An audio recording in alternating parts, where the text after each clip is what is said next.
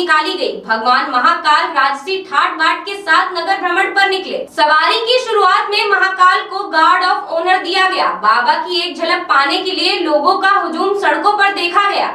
महाकालेश्वर मंदिर से शाम 3:30 बजे बाबा की पालकी का पूजन किया गया। उसके बाद 4 बजे जटाशंकर स्वरूप में बाबा नगर भ्रमण पर निकले। मंदिर से शुरू हुई बाबा की सवारी नगर के प्रमुख मार्गों से होते हुए क्षिप्रा नदी पहुंचेगी, जहां क्षिप्रा नदी के राम घाट पर जल अभिषेक के बाद सवारी पुनः महाकाल मंदिर के लिए रवाना होगी। मान्यता है कि भगवान महाकाल सवारी के रूप में अपनी प्रजा का हाल जानने के लिए नगर भ्रमण पर निकलते हैं। वहीं अपने राजा की एक झलक पाने के लिए प्रजा भी घंटों तक सड़क के किनारे इंतजार करती है।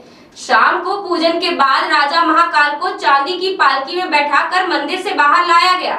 मंदिर से निकलते ही पुलिस बैंड और जवानों के साथ सवारी को गार्ड ऑफ ऑनर दिया गया। सवारी के आगे घोड़ा बैंड, पुलिस टुकड़ी तथा भजन मंडलियां चल रही थी। गाजे बाजी के साथ निकल रही सवारी का सफर लगभग 8 किलोमीटर का है। दर्शन आज नाग पंचमी के पर्व का भी है, इसलिए लाखों श्रद्धालु बाबा महाकाल की सवारी देखने भी पहुँचे हैं।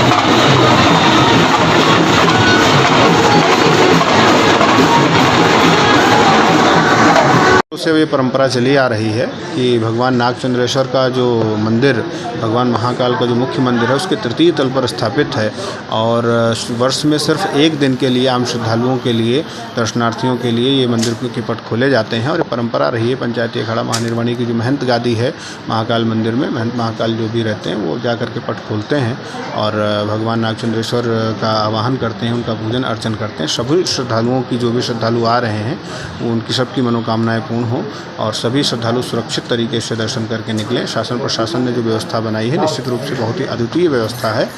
श्रद्धालुओं की सुविधा को ध्यान में रख करके व्यवस्था बनाई गई है।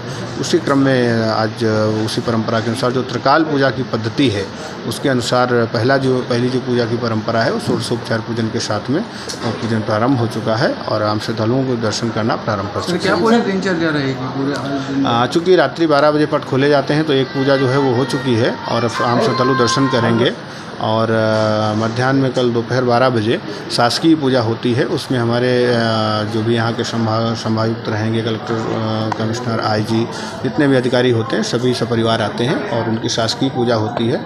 उसके पश्चात भोजन प्रसाद की जो व्यवस्था है, परंपरा है कि यहाँ पर भंडारा होता है, तो वो सभी श्रद्धालुओं के लिए प्रारंभ हो जाएगा और उसके पश्चात फिर रात्रि को 12 बजे पुनः फिर हम ऊपर जाएंगे और जा करके पूजन इत्यादि करके और जो परंपरा है उस परंपरा के अनुसार पूजन करके पट बंद किया जाएगा।